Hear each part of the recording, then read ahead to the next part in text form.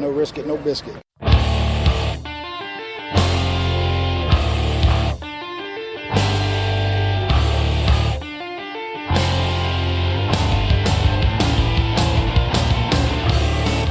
Arizona Cardinals fans, do you see red? Are you part of the Red Sea? Then you are listening to the show for you. A podcast for Cardinals fans, by Cardinals fans, with outsider and insider perspectives. It's time to rise up and see red. Hello, Arizona Cardinals fans, and welcome to the latest edition of the Rise Up, See Red podcast. This is your host, Jess Root from CardsWire.com, part of the NFL Wire of USA Today. My co-host is Seth Cox from VenzaBirds.com, from SB Nation's Arizona Cardinals team site, and also the NFL Draft Breakdown podcast. And we are recording on a Tuesday night talking about one of the weirdest games that I think we have ever witnessed in our lives. Seth, well, how are you after a tie? I mean, how'd you feel? I mean, the logical point of me is not fine, but is fine with a tie because it's not a loss. The analytical point of me is furious that a team that just absolutely manhandled another team statistically scored 6 points and lost or tied that game. So, I'm kind of in a weird emotional split right now that I don't know, what to think of it, but it's could be worse. It could obviously be better. So that's what we're going to talk about today, what time you're listening. By the time you listen to it, it's probably Wednesday evening, Thursday morning, Wednesday afternoon, sometime around there. But we're going to talk about the Cardinals and that stupid tie. Aside from the tie, aside from the end result, there was a dominating performance on offense and defense. Aside from points, it was a not so dominant performance in special teams. There were mistakes all over the place. There were mistakes by coaching, mistakes by players, mistakes by special teams player, mistakes by the rest. We'll kind of talk about them as well. We're going to talk about as well. As we go through the rest of the show, we're going to talk about the Cardinals' outlook for the rest of the season. Are they done? We talked about a loss basically ends their season effectively in terms of playoff chances. We're going to talk, so what's got to happen? How confident are we as the Cardinals move forward as they go through an important stretch of their schedule? Talk about some injuries of significance and also look ahead to the Panthers. So before we get started, I'd like to let you know that this edition of Rise Up See Red is brought to you by fanessentials.net. If you'd like to get your favorite NFL team's gear delivered right to your door each month, fanessentials.net is the way to do it. They find the gear for you, so you don't have to. You sign up, they send it to your door. It's great for Cardinals fans. It's great for any NFL fan. It's even a great gift that you can give someone. So check out fanessentials.net. And, with plans starting at $34.99 a month, you can check it out. And if you use our promo code CRED, that's again CRED, fanessential.net. You sign up and use the code CRED, you're going to get 15% off your first month. Check it out, give it a look, and use it because fanessentials.net, it's got all the essentials you need. Hey, sports fans, football season's here, and it's time to get in on the action with MyBookie. MyBookie is the industry-leading sports betting website that offers real Vegas odds on football, baseball, and all your favorite sporting events. You can take a side, the total, or even fantasy points props. MyBookie lets you bet online and win big. Did the game already kick off? Don't sweat it. MyBookie has in-game live betting on every major league and event, even esports. There's no better time to join MyBookie than today. Go to MyBookie to open an account and start winning. Use promo code CHAMPION when you register for your account and get a 100% sign-up bonus up to $1,000 on your first deposit. Bet today. Visit MyBookie's website or call 844-866-2387. That's 844-866-2387. Check them out today and use promo code CHAMPION for a 100% bonus. Terms and conditions apply for entertainment purposes only. Void where prohibited. So let's go ahead and get started, Seth. We talk about this wonderful, terrible tie. And for me, watching from the press box, there was it was a roller coaster of emotions for me. You and I watched the game from a little different lens. We're both fans of the team, but we both analyze and write about the team in at least a partially objective frame of mind. We're not mainstream media, but we're not just fans. We're not just fans. And so, I'm sitting there in the press box and I'm seeing a dominant performance. I don't know if I've seen the Cardinals play nearly as well and yet still not have the results. You could look at the game in Seattle last year and almost kind of point to the same thing. It was almost the exact type of game, only without the points. And it was a lot of fun, and then it was deflating, and then it was exciting, and then it was deflating, and then it was relieving. Is kind of how I can explain it. Where did you fall in the spectrum of as you watch it? Because for me, I was like, oh my gosh, we're finally seeing the Cardinals. I'm worried about the Seahawks. Okay, and then they made their plays. Okay, Cardinals are going to pull something out. They got to do this, and then the tie, then the field goal, and the tying field goal. Then the Cardinals are in position to win it, but then they don't. And then I was resigned. Seahawks are going to win, and then Hauschka misses it. I left that game bewildered. That was me. Yeah, I mean, I'm kind of right there with you. Like, I honestly didn't know what to think at all. Like, what it was kind of like, what the hell just happened? Like, and it was as much of a what the hell just happened with the Cardinals as it was Seattle. Like, what the hell? Like, how do you miss a 28-yard field goal or whatever it was? Like, obviously the Catanzaro miss, we understand. Like, it's still a terrible miss, but he's a guy that has missed perpetually in big spots recently. Hauschka's like, what, maybe outside of Gostkowski and Vinatieri, the best. And Bailey, yeah, he's in that top 5 category, I think, of kickers in the league. And to see him just completely melt down and yank that thing, like, that wasn't even, like, Catanzaro's, he just didn't sneak inside of, the goalpost, and that was the stupid penalty. But, to see Hauschka's miss, you're kind of stunned, right? Like, you're like, how? Right, and I forgot about another kick. The 40-yarder that he made earlier in the game, he's got something about University of Phoenix Stadium. He just doesn't kick there.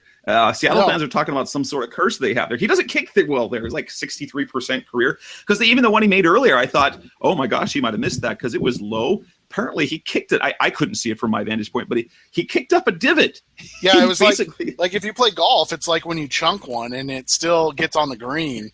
It's like one of those things. Like, you're like, oh, holy crap! But it was just, it was just one of those odd games where you just don't understand how the hell it got there, what happened, and all of that stuff. And that's the frustrating. Like, I think from a Cardinals perspective, you're disappointed in the fact that it was a tie because you were clearly the better team all game long. I mean, even the stout Seattle defense, they put up what, over 400 yards of total offense.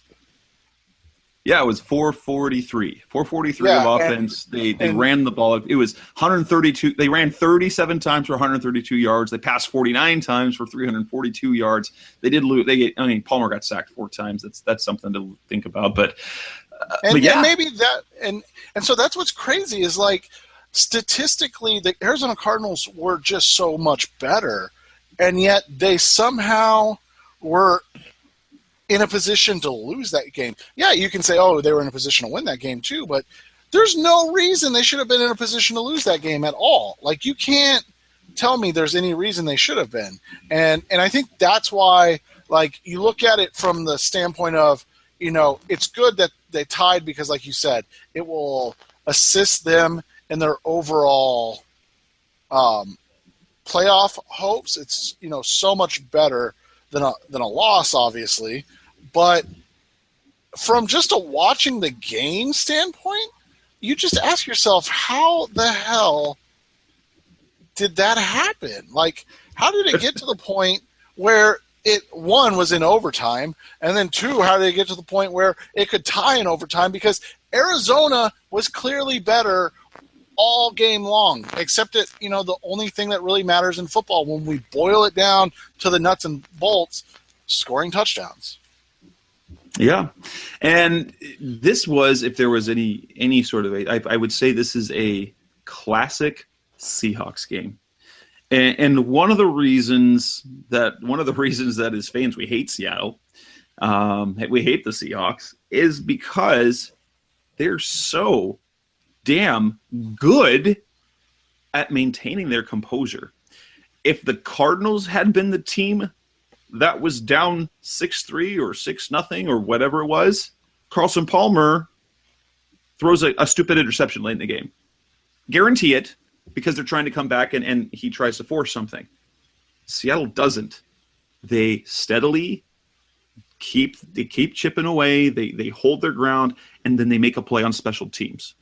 They make some big play or two, and they're in position to win the game somehow. And if anyone followed my Twitter feed during the game, as I was live blogging the game from the press box, I tweeted 2 or 3, maybe 4 times, the Cardinals have to score a touchdown. If they don't score a touchdown, if they don't get 2 scores ahead, they're going to end up losing this game. It's that Seattle will do something, and it will end badly for the Cardinals. Lo and behold, that's what happened. Now, I also felt the other thing. I thought that David Johnson or Andre Ellington would. I thought at some point the Seattle defense would break down and there would be a huge play. Turned out to be the huge play was the 40-yard pass play, or basically the Afani Moma play, and then the J.J. Nelson play in overtime. But I thought the running game, I thought they would break one, and that never happened. I mean, they rushed 37 times. They had 132 yards rushing, but their long was 14. That's still admirable against that Seattle defense, but the break never happened, and that is a testament to just how mentally tough the Seahawks are, and it's a trait that the Cardinals so badly need. We see again a game where it's tight, and they do make a critical mistake or a couple of critical mistakes to not win the game. That's kind of been the pattern for the Cardinals this year, and even some of the losses last year. They don't perform or don't have the same fortitude within when the game is close, or when they don't have a significant lead. They've had good big leads that they give up and then come back for. But because they had been in the driver's seat at some point, they don't play the same. No, they don't. And it's one of those things that you kind of just watch this game, and I'm kind of with you the whole time. I'm like, all right, when does the Palmer interception come? Right? Like that's kind of, or not even that. The strip sack or something bad, because that's what happens against Seattle in close games, right? Like, even the big win in Seattle last year, they forced 2 fumbles, and that's what gave them the lead. Yeah, so it's not like it's unexpected. And so, it's just one of those things.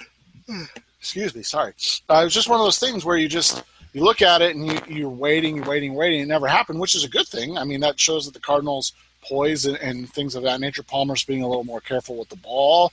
But there was just, was it John Brown missing? Like, what was, how did they get, how could they not break anything?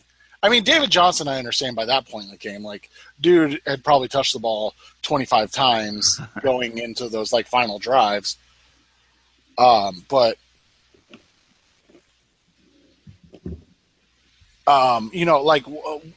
where is the breakaway speed? Like you said, J.J. Nelson didn't have it. Michael Floyd, he before the drop, he was making some nice catches. But, you and I have talked about this before. Of course, the critics draw. Yeah, exactly. but there was also nothing after the catch. It was like, here's a catch. All right, I'm going to fall down. Like that was basically his offensive work, in the route tree. They couldn't get Fitz separated off Richard Sherman at all. I thought Sherman got away with being very physical, but if you're going to complain about that, it happened both ways. And then on the flip side, you talk about it, and you look at the defense and how dominant they were, and yet they couldn't make a single play either. Like, they continued to make stops, but there's no big play, right? Like, no, there was no turnover, and even the sack fumble, the sack fumble it was so Seattle, because Chandler Jones gets around there, knocks the ball away, it rolls 1 billion yards. Yeah. Yet not a single Cardinal is unblocked. So there is no red. And so the only guy is the guy that got beat on the block. Bradley South. And even then, he falls on the ball, rolls over, and comes within inches of rolling into the end zone with it. The ball stops dead short of the goal line. He does that. The Cardinals get 2 points and they win the game. And even the big play didn't go their way, and it was just a classic game. It's just they did what they need to, but they didn't get the big enough play. Yeah, exactly. And it was frustrating, and I think that's what the most frustrating thing is. They had all these yards, and they held them to all these yards, but it was basically one of those, slugfest games where and if it's a boxing match, you know what happened? They both took a final swing, and they both passed out. Yeah, exactly. And so it's just one of those frustrating things, because the better team didn't win, and that, and so they didn't lose. So, we take that away, I guess. Like, that's the takeaway from it. But it still sucks, right? Like, how do you dominate in every facet of the game and still you don't win? And it's because there was no big plays. There was not a single big play made by the Cardinals the entire game. The only big play made was a singular play by the, seventh string wide receiver on a pump block. That was it. Yep. So let's kind of talk about perhaps the most frustrating thing. And I know what happened to Cardinals fans is a lot of them came away while they weren't outraged.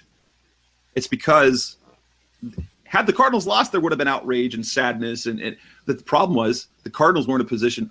Seattle should have won that game, and Hauschka just had I don't know what happened. Hauschka missed that kick, and somehow Cardinals fans leave going, we didn't lose. And you kind of forgot all the disappointment early, and then you're there at the end, like, holy cow, we didn't lose. How did that happen? But it was talked about on the radio on Monday, and it boils down to this, and I happen to agree. The most frustrating part about the game is the Cardinals had so many opportunities to win, and they didn't take advantage of them, or there were mistakes that they made that kept them from winning. And Seattle really only had one chance to win, and they screwed it up. They had one chance to win. They screwed it up. The Cardinals had had at least 5 or 6 things that they messed up on that kept them from winning. But even you look at it like right after the pump block, right? What happens? The Cardinals get him in 3rd and 17 or whatever, and they play soft coverage and allow him to get everything back. So then it's like 4th and 2, and it's just like it was simple stuff like that. Like I don't know. Like, it's hard to criticize because they played so freaking well, but it's just one of those things. Like, there was no killer's instinct. Like, there was never like a knockout punch the Cardinals threw. They were content to continue to, just jab, jab, jab. And meanwhile, Seattle's throwing wild haymakers, to try to land a knockout punch. And the Cardinals are just, instead of being aggressive, they're playing defensively and, just jabbing and never, get that knockout punch. And it's crazy because that's what we've seen from the Cardinals for so long under Bruce Arians, is they do deliver a knockout play. It's in some form or the other, whether it's on defense, whether it's on offense, whether it's on special teams. We've seen them. We've seen them deliver plays. Yes, we've seen them have those signature plays. But now you look at it, and Palmer's kind of a Alex Smith type quarterback now, and you got the dominant David Johnson, he's never been asked to carry a load like that before. So physically he's not there, and you have a young, inefficient offensive line still, and your best wide receivers on the wrong side of 30. Like, they just, for whatever reason, they weren't ready to make that one play. And so, it wasn't bad. It was just they weren't there. And I think that's the most frustrating part of it. And that's what's frustrating, is that you can't be too upset because they didn't lose. You know what I'm saying? Especially they were in position to lose. Everyone was going to leave that stadium completely demoralized, because that was the best performance the Cardinals have had overall as a dominant team, and to come away with a loss, and really, as we talked about, it basically eliminates them from the playoffs. Exactly. And so, now I wrote about it today. I think they're the 9 seed technically right now. And so I'm looking it up to make sure I tell you the right thing. But I think they're the 9 seed right now. No, they're the 10 seed. So the 7 seed is the Lions. The 8 seed is the Skins or the Giants. I can't remember. And then the other one's the 9 seed. So, their playoff odds didn't change. But it's frustrating, because instead of being part of that 4-3 group, one game out of the wild card, they're now 3-1, and they're technically one game out of the wild card, but they've played 7, and so, and I know that it's all going to even out, but you hate the fact that if Green Bay was to lose this week and the Cardinals won, they're both 4-3, but the Cardinals have that one tie, so technically Green Bay still has a half game on them to now they can lose, and the Cardinals become 4-4, or Cardinals become 4-3-1, and Green Bay's 4-4, but they can also win, and now they're 5-3. So it's frustrating that they're always going to have that half game back until it's the end of the season. And so that's the hard thing, because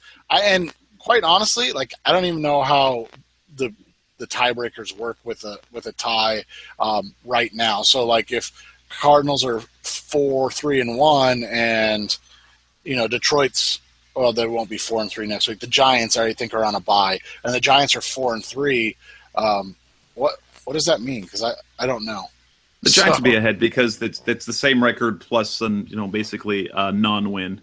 Oh, is that what it is then? Yeah, that's how it would work in uneven works, but you have to think in terms of yeah. So like scheduling. So they can gain a game on the Skins and the Lions, but they can't gain a game on the the Giants. So it's going to be interesting to watch. It'll be fun.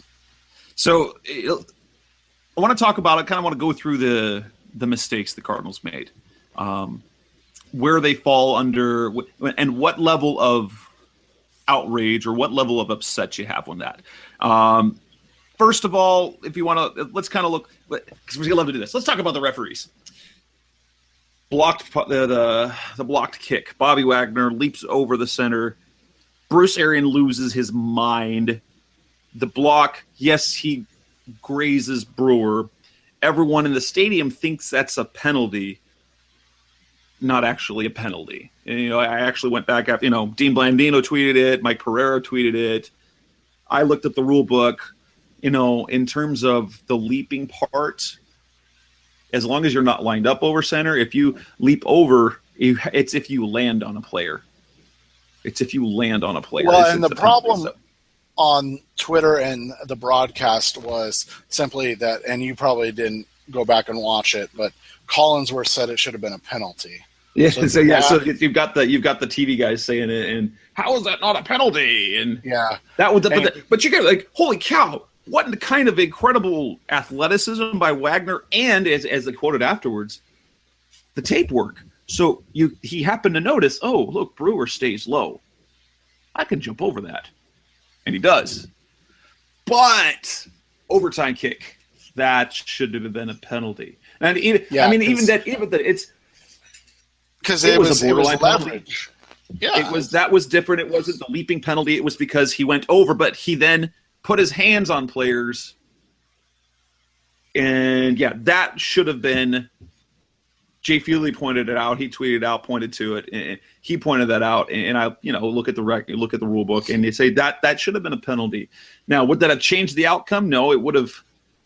It would have put him with like 5 yards closer or 3 yards closer, and one more shot. But who knows the result after that? So, but there's the first one. But here's the first mistake. First mistake: Bruce Arians losing his mind after, and that's where the emotional Bruce Arians happened. He throws his challenge flag. You can't challenge those. They lose a timeout. That timeout certainly would have been useful at the end of the half, wouldn't it? Now they lose that timeout, and they lose another timeout because of Michael Floyd's stupidity. He doesn't go in motion, so basically they burn a play as they call timeouts. They go timeout number 2 as they're driving down the field at the end of the half. They have to burn their last timeout for clock management purposes. Then, of course, Carson Palmer gets sacked on third down. The one thing you don't want to happen, you want him to at least get rid of the ball, throw the ball away. He gets sacked. But it's not even that. He gets sacked. They don't have a timeout, so time expires. Jeremy Lane gets flagged for a personal foul. But then DJ Humphries gets flagged for pulling guys off the pile. Now, I don't know if it was seen, if people saw it on the TV, but from what I saw, when I saw the second flag fly, Larry Fitzgerald came out of nowhere, and he was pushing DJ away from that pile. You could tell that Larry was heated, and DJ did something stupid. DJ Humphries does not do that. Jeremy Lane had a terrible game. He was stupid there, kind of Jeremy Lane thing to do. If that's all that happens, okay, Palmer gets sacked, time expired. But if Jeremy Lane gets flagged for that, and there's no offsetting dead ball penalty by Humphries, then it's half the distance to the goal, and the Cardinals get an untimed kick. Or if they have a timeout. So you can look at DJ Humphrey, you can look at Bruce Arians for wasting a timeout, and they have an opportunity for a kick. 4th and 1. You can just blame Michael Floyd like we always should. Oh, you can do that too. You can look at the 4th and 1 call. They're in field goal range. It's not even like the crazy long field goal range. And while I understand the philosophy, that is a 4th and 1 that I'm normally okay with. And I wasn't going out of my mind against it. But in a game where you could tell points were valuable, why didn't you get Catman out there to kick, and maybe even then get over that first block? You get over that first block, and you get more points on the board. Another mistake that, I don't know if it's a mistake. I know it was a strategic thing, and it was a question I asked Arians after the game because of what he did. So they got No. I'm just kidding. No. It was, I asked him if he thought, because after the 40-yard play, it's already in sudden death. So you get the 40-yard play, you're inside the 5, you're at the 5 or whatever, with J.J. Nelson. At that point, all you need are points. Doesn't matter if it's touchdown, field goal, doesn't matter. His game is over. In that situation, I would think I wouldn't send the field goal team right down first down, because then you're having to rush it. I take a snap. I have them take a knee, or just run up the middle. I have them just run up the middle, or go to the middle of the field to make sure that kick is centered. And if they score a touchdown, cool. If not, instead, David Johnson gets just a tad short. The refs miss the spot and put it too far back. They get stuffed again. And so on third down, and that's what Arian said. They were going for the touchdown, and you normally kick on third down. That I know. You can normally kick on third down in those situations in case that. But, okay, so here's I think the biggest mistake in that whole sequence is this, right? What took you so long on third down? Oh, my gosh. So why did they get the delay of game? That's I think out of everything else, I think the penalty for the throwing the challenge flag should only be applicable if it interferes with the flow of the game. So since it was at a TV timeout, just pick it up and tell them you can't throw a flag on that. And I know it's a rule and blah blah blah. But hey, at least it's not a 15-yard personal foul, like an unsportsmanlike penalty, like it was for Jim Schwartz. Right, but it should have just been, pick it up, hand it back to him, so you can't challenge that. Now, if it's in the flow of the game and he tries to do it to stop the game, then absolutely throw a flag, take away a timeout, send him to the locker room. I don't care. But it's on a TV timeout, and honestly, like what was lost, like what happened. What happened after that? Nothing. Like, legitimately, you had to slow the game down more and tell everybody that they lost a timeout. There wasn't, that was stupid. But, again, on that play, like, you either know you're going on third down, you have the field goal unit ready, or you just go one more time and you say, screw it if we miss the bad snap, whatever, right? Like, but you can't hem and haw on that. Like, you can't take a delay of game penalty because that delay of game penalty was the difference in the make and the miss. I mean, that's the reality of it. If they don't take it back 5 yards, that sneaks inside the hole. So, and if we're being completely 100% honest, I was shocked Seattle accepted the penalty. I figured they'd decline it because you're more likely, to shank it a la Hauschka on that type of play than you are to slice it and have it kind of flow outside like Catman did. So, but I thought that was the biggest blunder, so to speak, of the game. Like, you either go and keep going, or you have after the second down play, you wait, or as soon as the second down play is over, you get your field goal unit out there. You force them to take a timeout, right? Like, right. Force them to take timeout, say, oh, timeout. Like, but you don't take a delay of game penalty because you hemmed and hawed, and then that was stupid. So. Yeah, that was also. Let's kind of move on from that, and let's kind of look at the effects moving forward. The Cardinals have an important stretch of their schedule coming up as we're nearing the end of the first half of the season. They're going to wrap it up against Carolina and then have with the bye. But next up on Rise Up See Red, we're going to kind of talk about the effects of the tie. What does move forward? Is the tie a good or a bad thing? So that's coming up next on Rise Up See Red. We're back on Rise Up See Red, and we've been talking about the tie, the good, the bad. Really, I mean, it was at the point where, oh my gosh, it's just very, very frustrating to talk about. But let's move past that. Let's talk about the effects of the tie. The overall sentiment has been the tie is bad for Arizona, and an initial feeling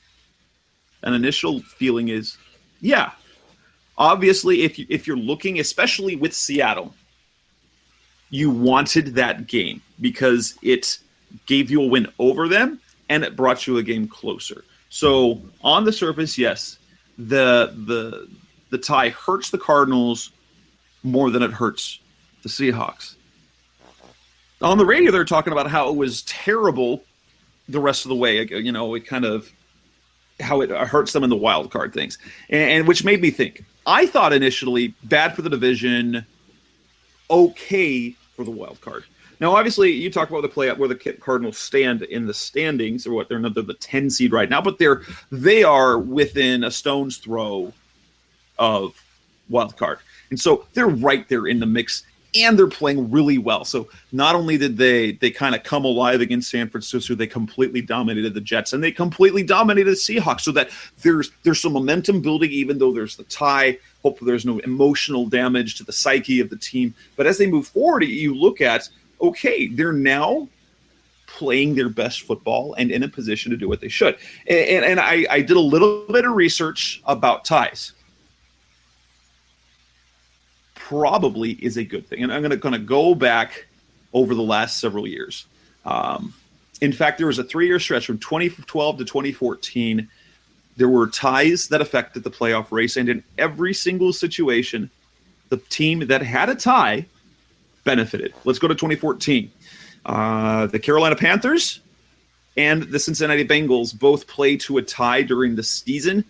Both teams benefit from that. Carolina wins their division as a result. They were 7-8-1.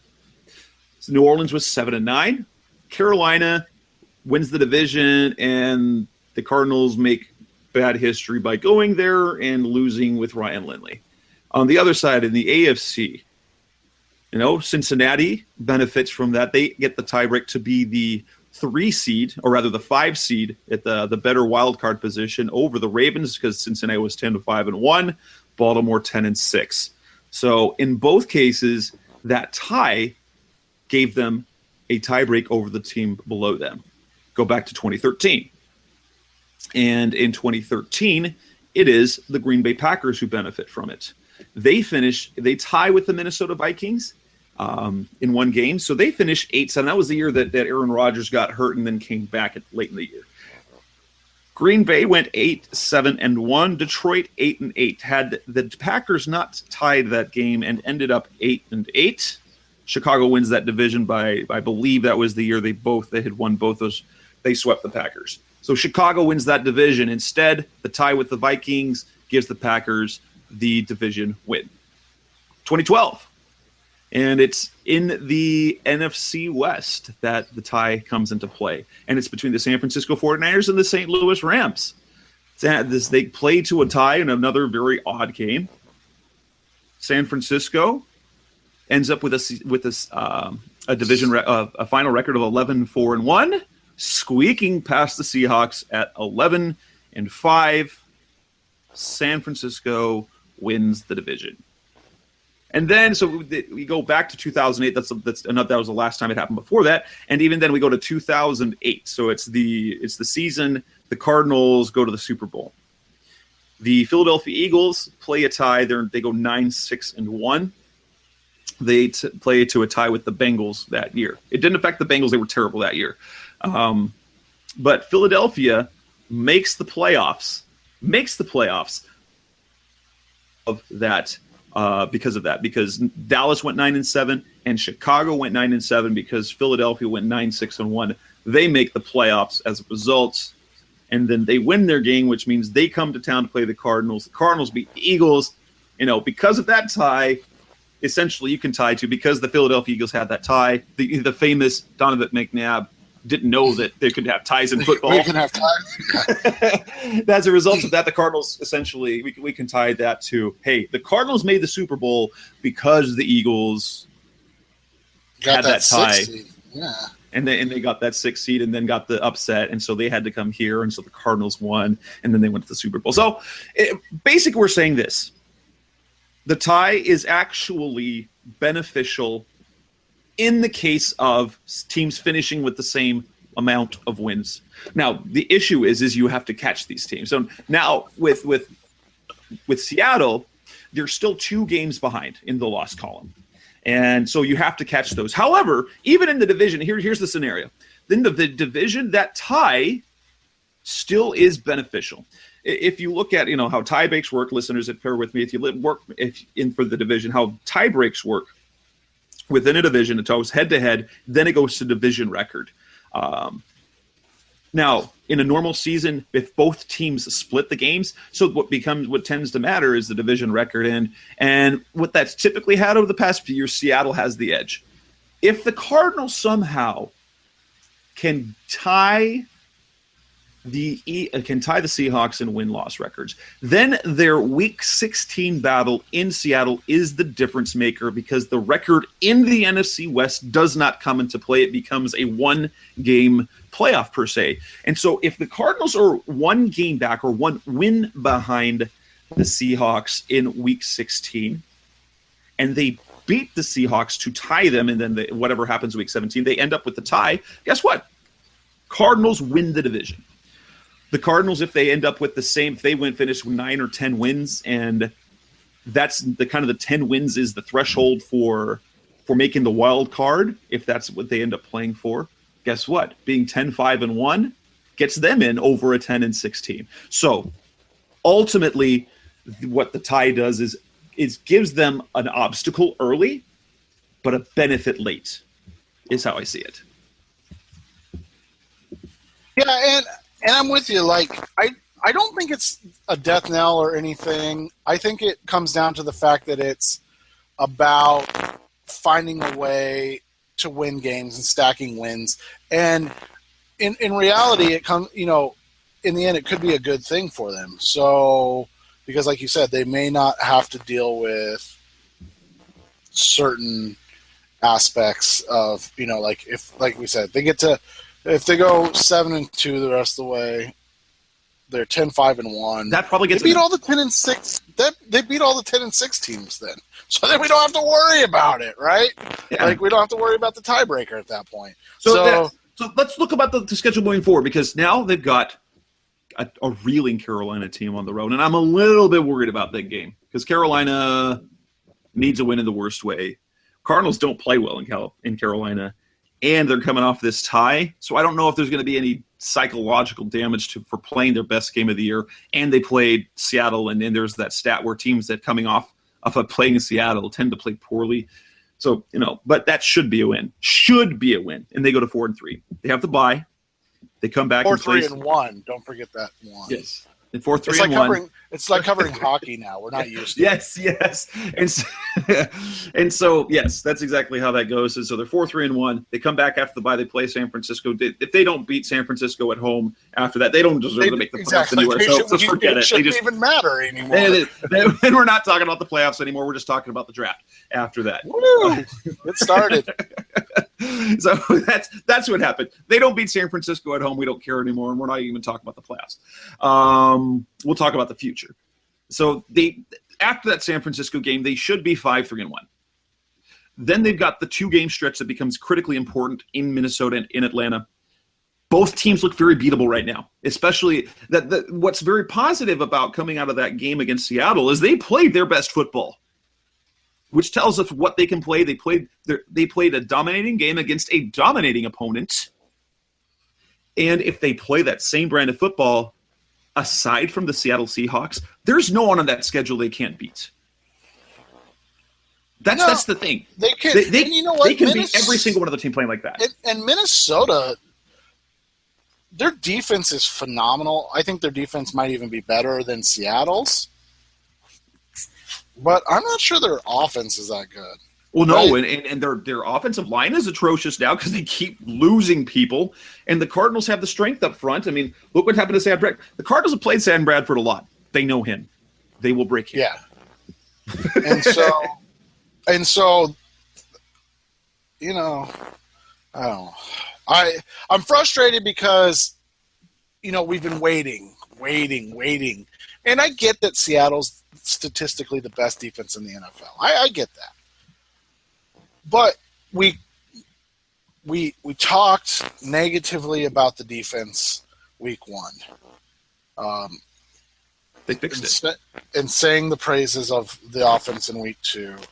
We complained a little bit about the defense again, we complained a lot about the defense in week 3 in the loss to Buffalo. We complained about the defense, letting Case Keenum throw the ball over the field in week 4. Week 5, 6, and 7, there hasn't really been a defensive problem, and the best scoring output from a quarterback in that same time frame has been from a guy like Drew Stanton. And, they look good. I thought they played really well against the Jets.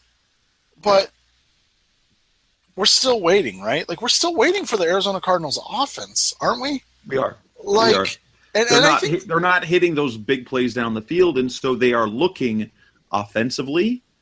They're looking like aside from the dominant running game, so they are looking like they are dominating on defense and doing just enough offensively, which is how the Cardinals won games late 2013 and early 2014 when Carson Palmer was, because if you remember, we talked about this in the beginning of 2014. Because how's Carson Palmer playing? He wasn't 2015 Palmer. He was game manager Palmer. He was making safe throws. He was taking care of the football. And that's the way, aside from that crazy second half in Buffalo in that fourth quarter, he's been very careful. And I think it goes back to the fact he probably knows his arm's not where it used to be. And, I mean, you could see it on several of those deep shots where the Cardinals receivers had the ability.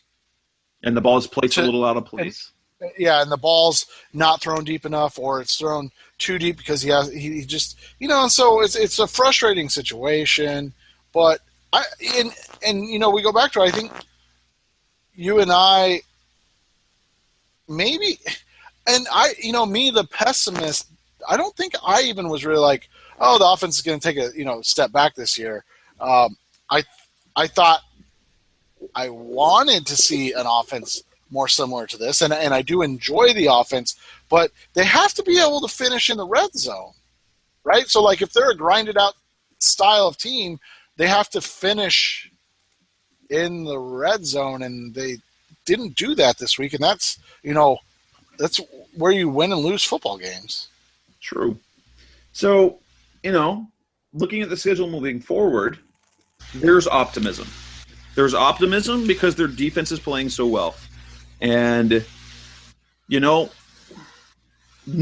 of the teams look scary anymore. What the Cardinals were playing, that Minnesota game looked scary. That Atlanta game looked scary.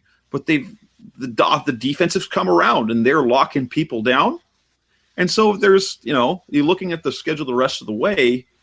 You've got those 2 road games. You've got in Miami. You know what? But they don't look bad right now. They don't. But is JJ going to keep up this pace by the time we hit week 14? Hey, you know what though? It's good for my brand if JJ is good. That's true, because you saying his praises, and hey, good job. So, but I'm calling it's over. It's a win. No, I was kidding. But so get on Twitter and say, "See," you bring back your 2014 tweets and say, "See, this is what I said about him." Right. But no, I mean, I think the reality is Seattle's. I mean, Minnesota might be, but Minnesota's a lot like Denver was last year. I just don't know if their defense is that good. You know what I'm saying? Right. But they're a very similar team to Denver last year. So I still wonder if Seattle's the best team on the schedule that they have to play. And we know they can meet them. They just didn't do it. And so that's now that's going to be a very tough game because you're going to have a motivated Seattle team. Right, and at this rate, it's going to be for the division. Probably. I mean, if things continue to go that way, it definitely will be, and that game will be critical. That'll be for all the Marvs. It'll be fantastic. It'll be on a short week because it'll be on a Saturday. It'll be Christmas Eve. Christmas Eve. That's right. It'll be Seth's last holiday in Arizona for a year, so it'll be fun times. So yeah, and so there is reason for optimism. Oh, for those absolutely. There's reason for optimism for those who want to be optimistic. Those who have trouble with being optimistic, you do look at the number of teams that they have to overcome, and you're saying that's a lot of teams you're chasing. But here's the thing I'll say about that, and I should have said this back, and I just thought about it now for whatever reason. They're behind all 4 NFC East teams, all 4, literally all 4. So they're going to beat up on each other. They're going to, self-inflict wounds there. Like, I don't see any way that the only losses they have are like spread out amongst each other. Like, I know they could all theoretically go 3-3 in the division, and so that would be the rest of their losses. But, I think they'll eat each other up. Well, especially because none of those teams, I mean, Dallas aside, the way they're looking, the way Dak Prescott's playing, and the way their defense is playing, Dallas looks good. Philly looks, I don't know what they are. They are the team that you have no idea what they are. The Redskins you don't believe in. And the Giants are a week-to-week thing. It's like, all of them are winning games. Awful. And there's 4 the Giants, you don't know. they're a week-to-week thing. The Redskins, they're not good, but we knew they weren't good a year ago when they went to the playoffs. Right, and then the Eagles just is, what are the Eagles? Right, and I think what happens is this. We know that they have Minnesota, right? Like, so Minnesota's going to be a team that's – all right, so Minnesota's going to be a team that's a playoff contender. Atlanta's a team that's a playoff contender. Washington's a team that's a playoff contender. They get all three of those teams after they get, San Francisco off the bye week. Again, if they lose that game, Jess and I aren't going to talk about any of the other games the rest of the season. We're just we're gonna extend the draft period to. We're gonna start talking about who to draft. November 15th. Who's replacing Palmer? Yeah, November 15th. We will start draft discussion if they lose to the San Francisco 49ers. They were more likely to lose to the San Francisco Giants coming off a bye week than the 49ers. God, the 49ers are awful. They're going to trade their two best players. If they lose that game, But so they get Minnesota, Atlanta, Washington 3 in a row. December 11th could be a huge game because it's in Miami, an early start time. And you could be talking about a Dolphins team. The Dolphins are kind of in the same area as the Cardinals. Like, they'll come off those 5 weeks in a row, and they could be in a position where they're still fighting for the playoffs, and they believe they should be. Then they have, New Orleans at home. And in reality, they have to find a way to be at 6-1. I think it's 6-1. Yeah, 6-1, heading to Seattle on Christmas Eve, on a Saturday night, in prime time. Like, they have to. Like, nothing else matters except they have to be at 6-1. So they have to be. They need to be 9-5. They need to be 9-5-1 going into Week 16. No, 9-4-1, isn't it right? Yeah, 9-4-1, and then they have. Then they have Seattle and Los Angeles. And who knows with LA? Because, they look atrocious. It'll be Jared Goff. They'll be terrible. It won't be Case Keenum anymore by then because but they look atrocious, but they're still 3-4, and they were in pretty much every game that they look atrocious in.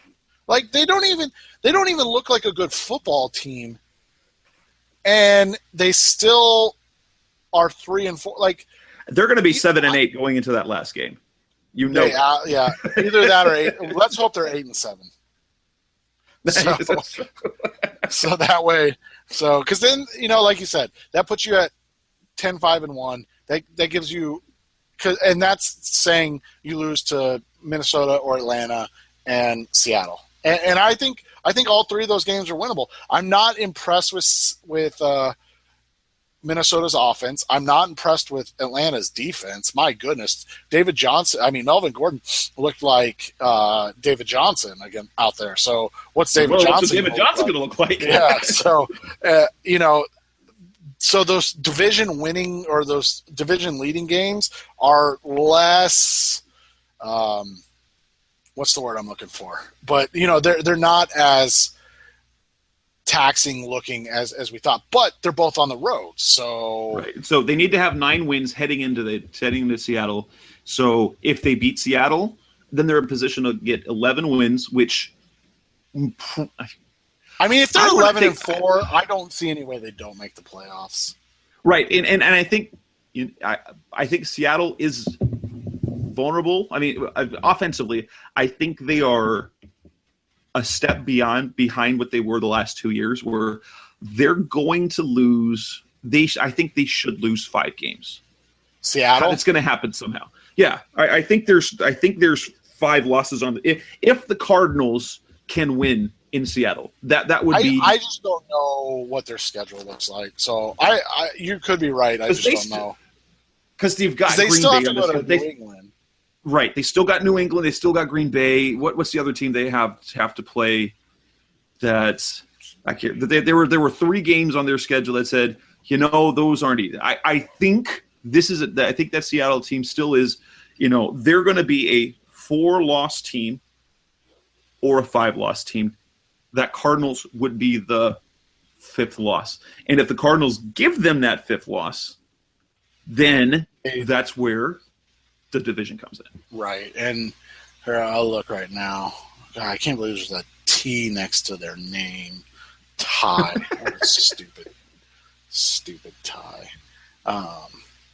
And it clutters up the entire field because now it says 4-1-1 and then 3-1 or 1-1-1 within the it's stupid.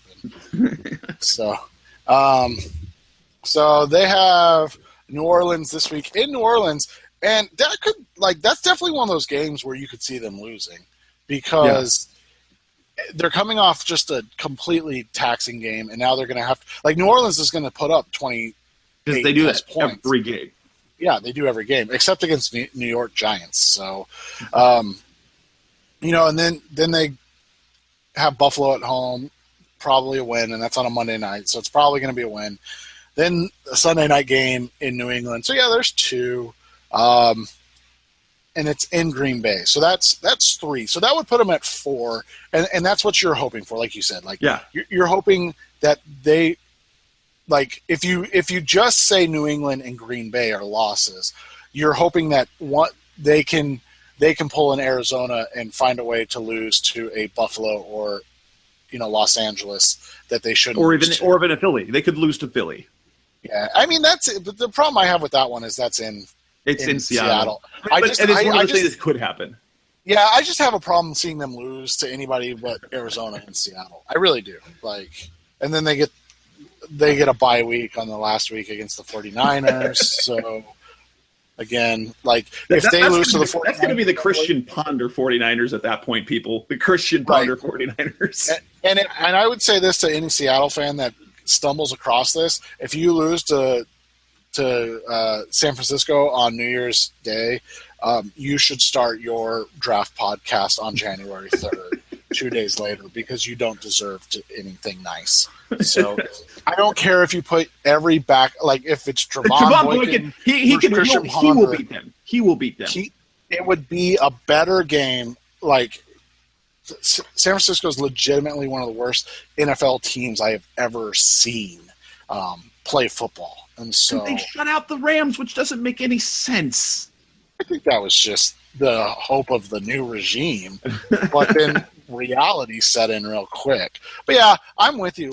There's no reason this team shouldn't be 9-4-1 heading into those final 2 games. You take the tie away. I think you and I both said 10-4, 11-3 at this same juncture. So 9-4-1. They're basically where we thought they would be.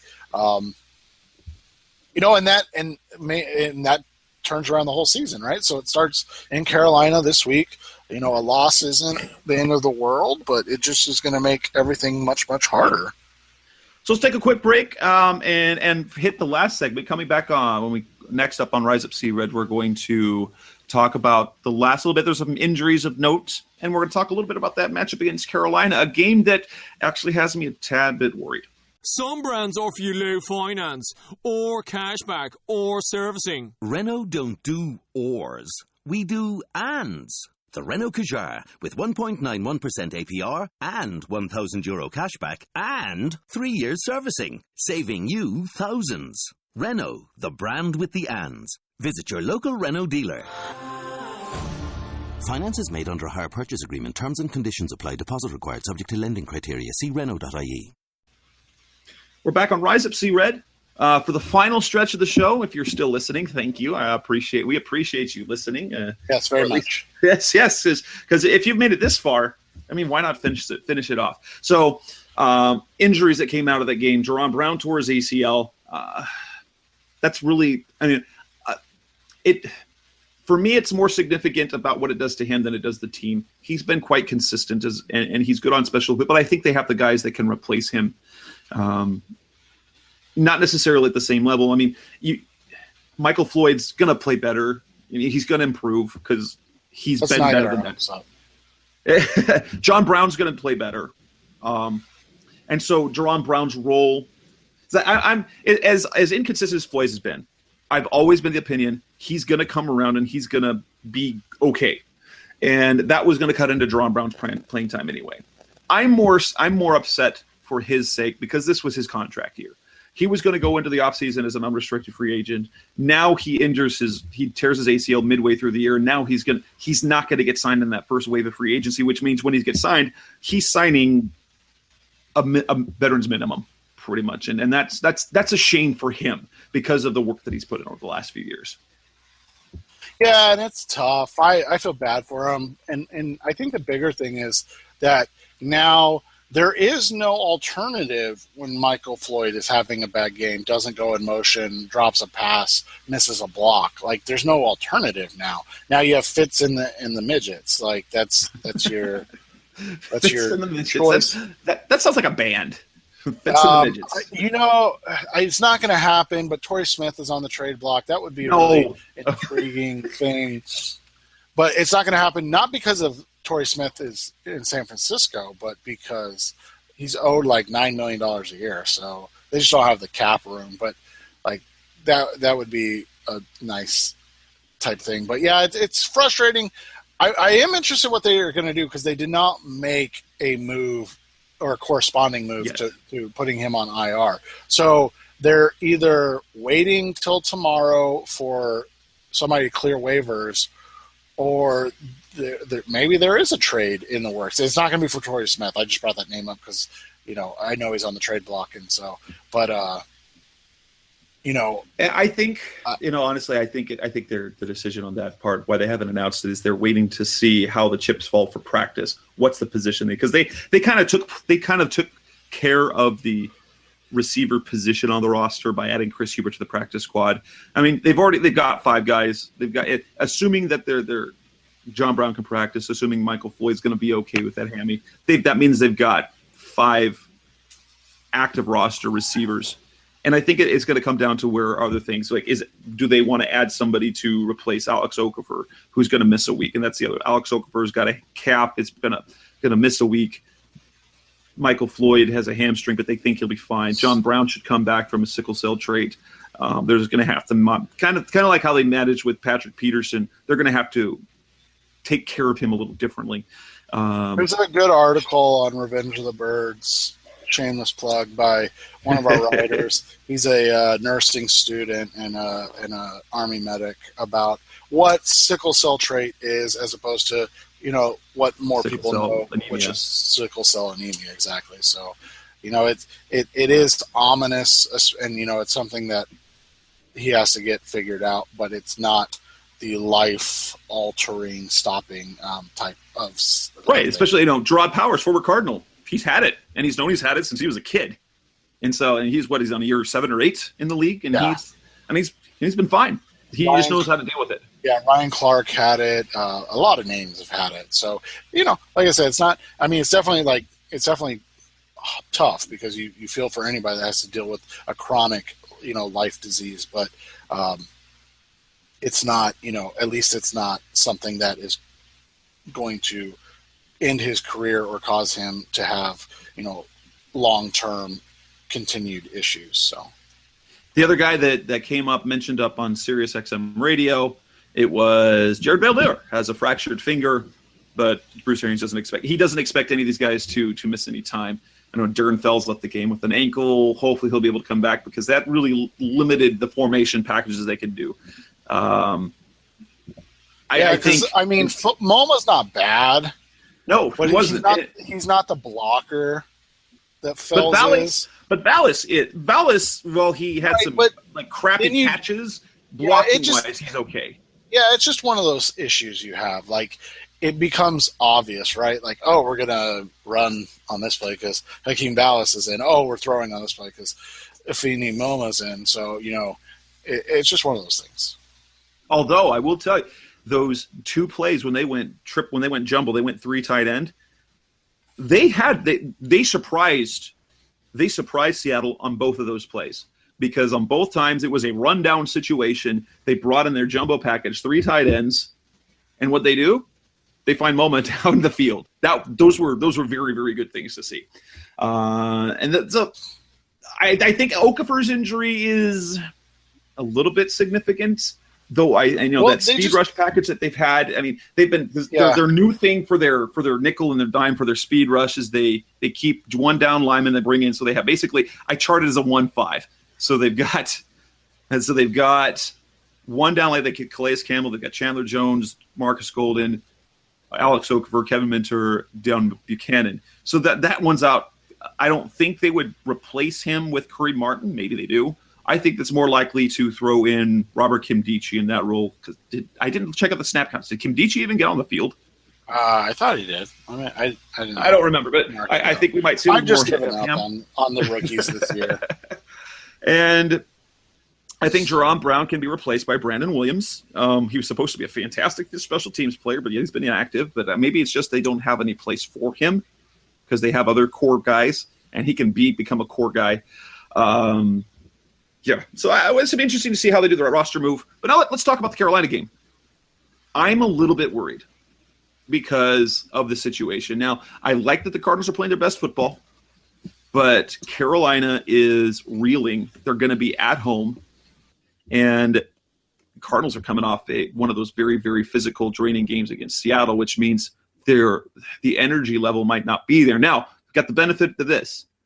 They got revenge on their mind because Carolina's knocked them out of the playoffs the last 2 years, and they played very poorly in both of those playoff games. So I'm a little bit worried, but cautiously optimistic, if you can call me. I guess that's what I'd say. Well, and I think a lot of it is you worry more about the mental fatigue than the physical fatigue. But in the same token, like you said, not just the fact that Carolina has, ended their seasons twice.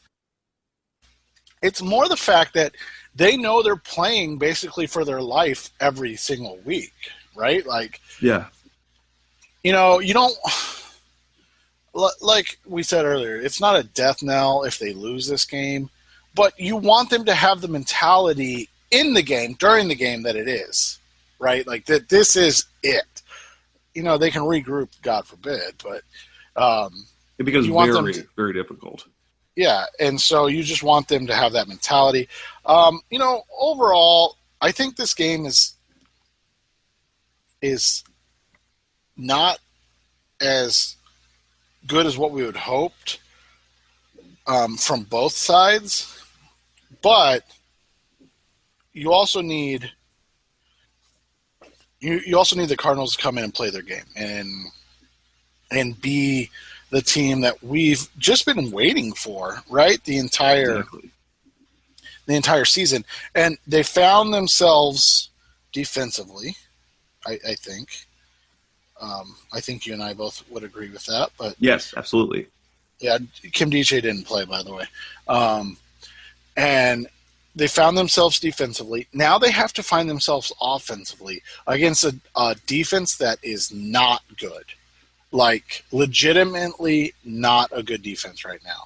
Maybe they figured it out in the bye week, and the Cardinals are going to have to, be the recipients of that ass-kicking that they've, been waiting to put on a team. But in reality, they have just been a bad defensive team that can't cover receivers, can't stop running backs. I mean, it's not at all what we would have expected from this Carolina team, but it's the reality of what it is. And so if you're good, if you're being Arizona, the Cardinals, as you and I think they are, and as the fans still think they are, they have to show up and be the team that we've been expecting them to be all along, and not come out soft and allow Carolina to get their mojo back. And, you don't want this to be the turning point of the season for Carolina. You want this to be the turning point of the season for the Arizona Cardinals. Exactly. And that's absolutely necessary. And I think that's what will be going in. I'd like to think that the Cardinals are going to continue to build off their last 3 weeks. And hopefully offensively, they can connect on one or two plays down the field. They've had some big plays, but they haven't been the the plays that they've hit on are the ones that you wrote about him like years ago, about the type of plays that Palmer is good at. Palmer kind of, if I recall, when it came to the sideline down, those go routes down the field on the sideline, that wasn't Palmer's strength. It was Palmer's throws to the middle of the field, and that's where he's hitting right now. He's not hitting over the top. He's hitting in the middle with space, and then plays happen from that. Exactly. And we need to see one or two of those over-the-top plays connect. They're just a little bit off. And if they hit one of them, I think it probably sets the offense right again. Because then now you've got the dominating ground game, and then you've got the confidence down the field over the top, and we should start seeing points come in. They should come in bunches. Right, and that's kind of what we're waiting for at this point. We're waiting for those points to come in bunches, but we're waiting for the big play, and not the David Johnson big play run. Not that there's anything wrong with that, but, this team still has to be able to beat teams vertically. They have to take some pressure off David Johnson, because as great as he was against the Seahawks, everything about that was, like you said, hard-fought yardage, and there was nothing explosive or big over the top. And that's realistically been the entire season. Now, you're not going to play Seattle's defense every week, but you still have to produce those explosive plays down the field in order to give David Johnson a chance to then produce those explosive run plays. And so, I think this, if they're going to get right, you wouldn't have said this when the season started, but if they're going to get right in the passing game, it's going to be against this very, very bad Carolina pass defense. And it's going to be, a combination of guys that can do different things. And, hopefully we see it start this weekend. And that'll bring us to the end of this edition of the Rise Up Sea Red podcast. Hopefully we'll be back next week. Hopefully talking about a Cardinals team going into the bye. And next week's show will probably be, we'll review the show, and we might get into some mid-season awards, some evaluations as well. We won't have a game to prep, so we'll have things to talk about then. But on behalf of the Rise Up Sea Red podcast, that's Seth Cox. I'm Jess Root. We've got the show everywhere you can imagine. We're featured on RevengeOfTheBirds.com, thanks to Seth, on CardsWire.com. We're on Blog Talk Radio, Rise Up Sea Red. You can find us on Facebook, Rise Up Sea Red. On Twitter, Rise Up Sea Red. We're also on iTunes and Stitcher Radio, also featuring on Sports360AZ.com. Again, I'm Jess Root from CardsWire.com. That's Seth Cox from RevengeOfTheBirds.com. And we'll be back next week. Go Cardinals, Rise Up, Sea Red, Rise Up Red Sea, all that fun stuff. Hopefully we're talking about a 5-3-1 Cardinals, 4-3-1 Cardinals team a week from now. Have a good night, everybody.